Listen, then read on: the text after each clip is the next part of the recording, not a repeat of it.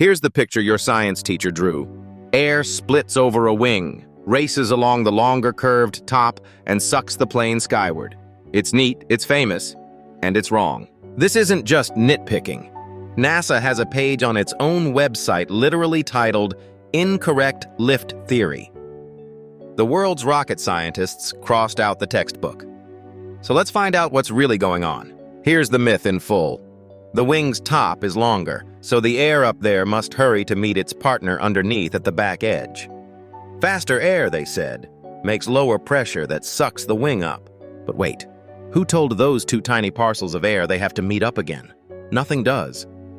They're not a couple with a dinner reservation. That whole reunite at the back idea was invented, not measured. And when scientists actually filmed it, the top air doesn't just keep up. It wins the race, reaching the back edge way ahead of the bottom air. There's no tidy meetup. The myth's core promise simply doesn't happen. It gets worse for the myth. A flat paper airplane has no curvy longer top at all, yet it glides beautifully. So do symmetric wings, identical top and bottom. If shape were everything, none of these should fly. And the knockout blow, stunt planes fly upside down all day. Flip the wing over and the myth says it should be sucked straight into the ground. Instead, the pilot waves and keeps climbing. So the famous explanation is busted, which leaves a genuinely huge question. If it's not a magic sucking top surface, what is actually holding 400 tons of metal up in the air? You can feel the real answer with one hand.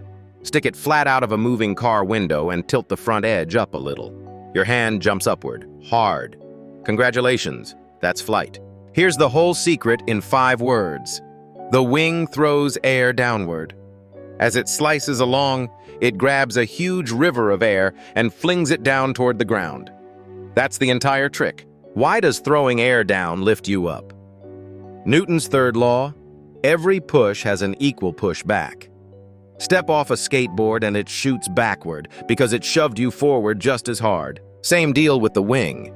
It shoves a river of air downward. The air, shoving back just as hard, pushes the wing upward.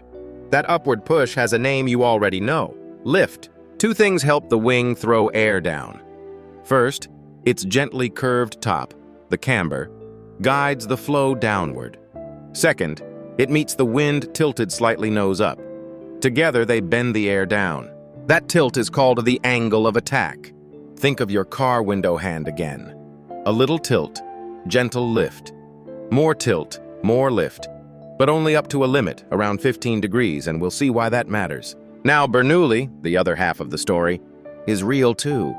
The air rushing over the top genuinely moves faster, and fast air pushes sideways less. So pressure up top drops, and the wing gets pushed up from below. Here's the elegant part. Pushing air down and the pressure drop aren't rival theories. They're 2 camera angles on the exact same event. NASA says plainly, both are correct.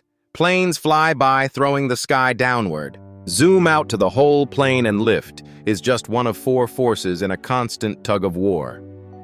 4 teams pull on every aircraft, up, down, forward, and back. Let's meet them. First pair, lift versus weight. Gravity is a heavy arrow yanking the plane down. Lift is the upward push we just built. When they're exactly equal, the plane holds a perfectly level cruise. Second pair, thrust versus drag. Thrust is the forward push from the engines. Drag is the air pushing back, trying to slow the plane down like an invisible hand dragging behind it. How do engines push forward? Blow up a balloon and let go. Air rockets out the back and the balloon zooms forward. It's Newton's third law again. Throw something back, get shoved forward. A jet engine does the exact same thing, just controlled and non-stop. It gulps a huge river of air in the front and hurls it out the back. The air shoves the engine and the plane forward. Now drag, the price of moving through air. Ever tried running through a swimming pool? The water shoves back and slows you to a crawl. Air does the same to a plane, just more gently. That's why planes are smooth, pointy, and sleek. Every curve is shaped to slip through the air and cheat drag. A brick and a teardrop fall very differently, and a plane wants to be the teardrop. In steady cruise, all 4 forces tie. Lift equals weight, thrust equals drag.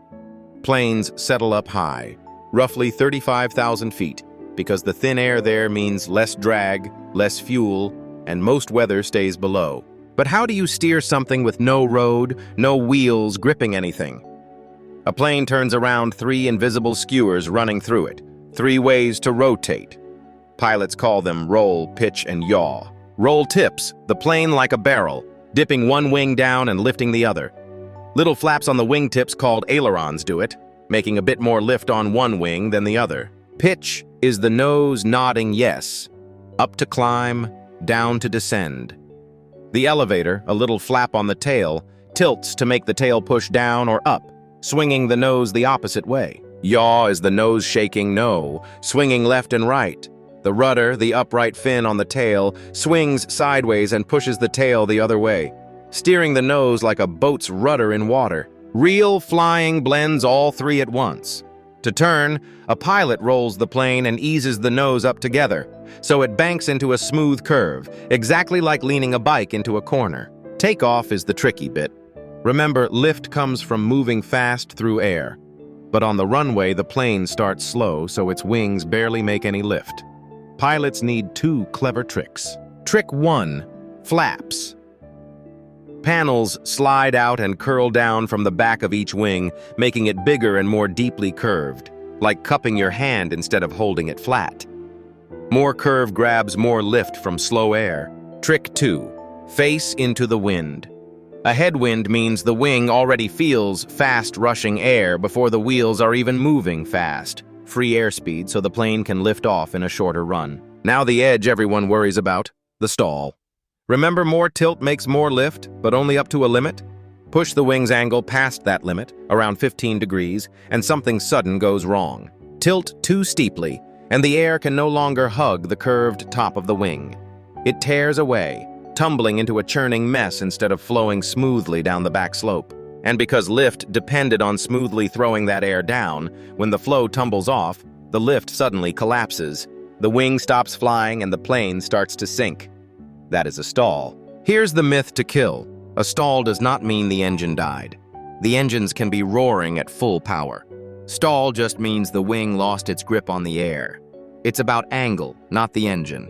And it isn't simply about being too slow either. A stall is about that critical angle. Exceed it and the wing quits at any speed, even fast. Speed isn't the trigger. Angle is. So the fix feels backwards. To recover, the pilot pushes the nose down. Lowering the angle lets the air grab the wing again.